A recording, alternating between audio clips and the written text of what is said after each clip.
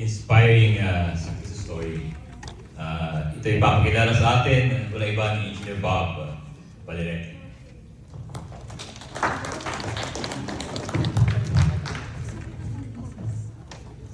Thank you. So it is my honor to introduce our next inspirational speaker, Raimundo Adaptante, PH. Raimundo is an accomplished telecommunications engineer with extensive experience in leading major telecom deployments across Philippines, US, and of course Canada. His career includes driving rollout of complex 5G, LTE, fiber, microwave, and MPLS transport projects with various network operators. He holds a Bachelor of Science in Electronics and Communications Engineering from Adamson University and is currently pursuing his MBA at University of Canada West. Having recently achieved his professional engineer designation, Raimundo exemplifies dedication, resilience, and a commitment to lifelong learning, qualities at the heart of a successful PH. Please join me in welcoming Raimundo as he shares his inspiring experiences and insights on building a successful path toward becoming a professional engineer.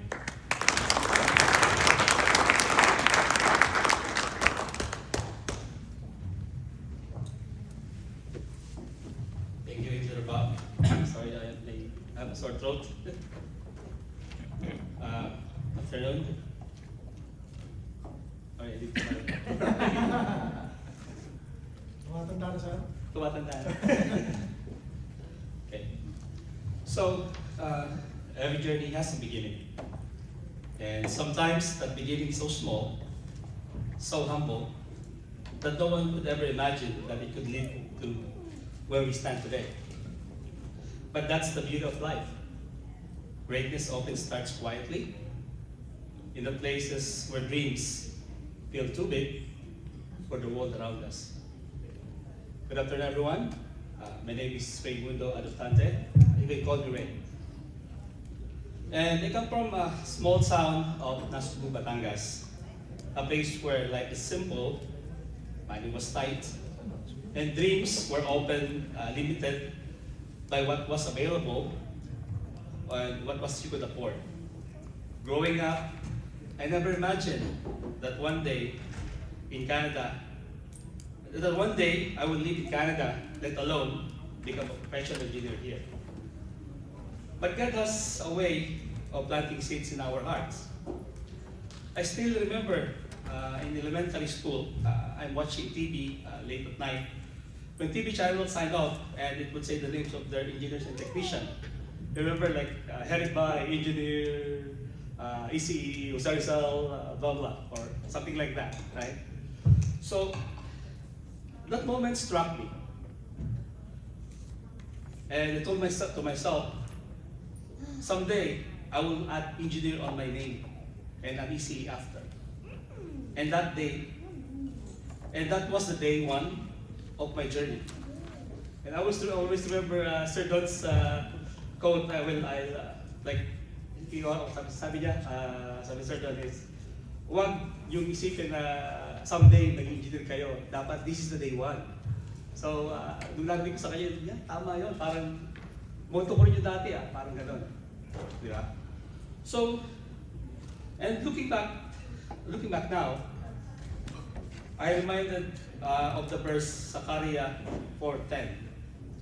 Do not despise these small beginnings, for the Lord rejoices to see the work begin. My journey started small, but God rejoiced in it. And He guided me every step. Like many of us, or maybe some, my path was not too smooth. When I was about to graduate in high school, my parents told me that, anak, baka hindi ka namin kayo pag-aralin. Pwede ba dyan ka na lang sa fisheries? Yung local school sa amin eh. Sabi niya, mag-teacher ka na lang, mas madali pa. Yeah, so, magkakaya namin kasi hindi ka namin kaya isa. Simply we don't have money. But God opened the door. I received a full scholarship, tuition paid, plus monthly stipend. It wasn't much. For a person from a province studying in Manila, it's not easy for me mentally, emotionally, but financially as well. So I survived sa kaning lamig and probably 1 to 2 times or meal a day just to finish my study. And sometimes I visit my friends to help them review in P6 and math, and of course free dinner, di ba? So anyway, budgeting is also practicality, are also engineering, right? So discard-discard lang. Minsan, bili ka lang ng 3 kanin, tapos libreng sabaw, o okay na, lunch, di ba? So, university life was hard, but it was happy. It was fulfilling. Every challenge became fuel. Every sacrifice became investment. I learned that success that is not measured by how easy the journey is, but it's how deeply you grow through difficulties. As the saying goes, it's not the destination, it's the journey. I was determined to become an engineer. I made a choice early in life, and because of that choice, I endured everything that's come with it. Sabi nga nila, kung gusto mo, maraming paraan. Kung ayaw mo, maraming dahilan. Hardship didn't break me. It shaped me. And for sure, most of us too. After graduating from the university, I looked for a job so I could support myself and pay for my food, my apartment, review center fee, of course, for the EC board exam. And my first job while reviewing was teaching in AMA. Subject like data communication, telephony, and math. Luckily, I passed the board exam right after. After passing the board exam, I joined Filipino Telephone Corporation, or PhilTel, or you could also call it Mobiline. It also had a PBA basketball team back then. I still remember my first interview with the head of Network Services Division from PhilTel. The very first question that he asked from me was, marunong ka bang mag-basketball? Right? Of course, I said yes. And sabi ng mga napalit, oh, strip yan. So, ganun sila. So, and that's how my engineering career officially began. Not with a technical question, but with basketball know-how. Life as an engineer, from my perspective, are both hard and easy. Every discipline has its own way. As an electronics communication engineer, I must be updated with latest telecom, broadcasting, or IP networking technologies, and many more. Probably a civil engineer, I must understand new standard for bridges and buildings. A mechanical engineer, maybe design a new high-tech HVAC system or industrial machinery. A chemical or nuclear engineer might be working on futuristic technologies. Maybe like a nuclear powered car, which fuels and runs for 30-40 years without charging. So there are many others disciplines. Each has its own importance. Because engineering, every discipline truly matters. Every engineer contributes to society in a way people rarely see, but always depend on. Let's be honest. As a Filipino, it's often hard to compete here in Canada as well as other parts of the world.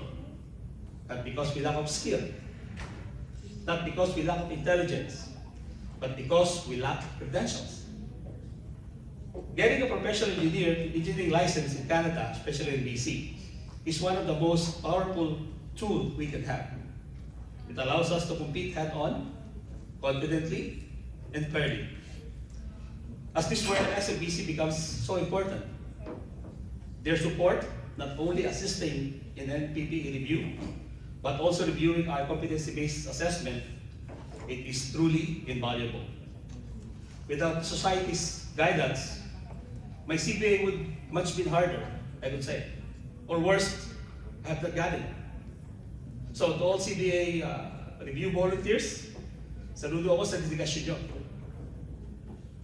Your service is not just technical, it is transformational.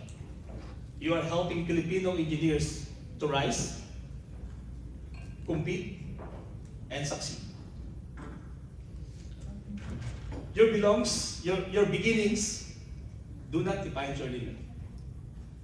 I came from a small town, from a family with limited resources, from a childhood where Canada was not even a dream.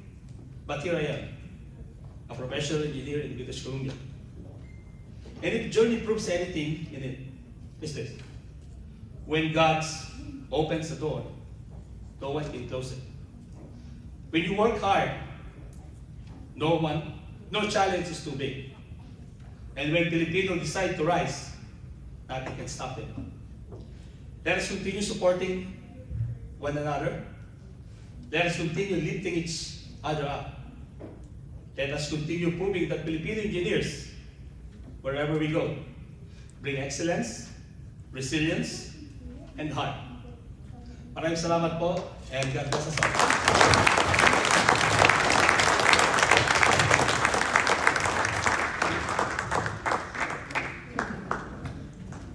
So once again, maraming salamat Engineer Ray. Sabi nga niya, kung gusto may paraan, kung ayaw may tignan.